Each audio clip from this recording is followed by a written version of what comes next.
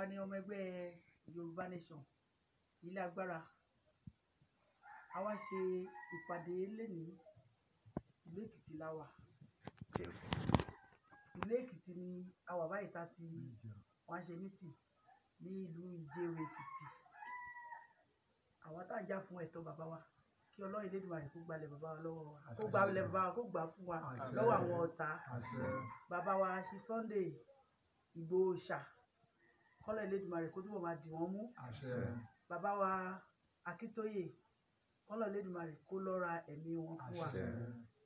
Lórúkọ Jésù, nígbà tí wọ́n bá na àsíá Yorùbá Nation sókè, wọn ní dúró ìṣẹ́jú kan fún gbogbo lórúkọ Jésù.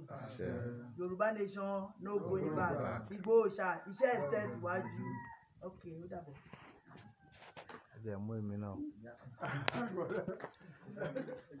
Pàdé àtúnṣe mi o.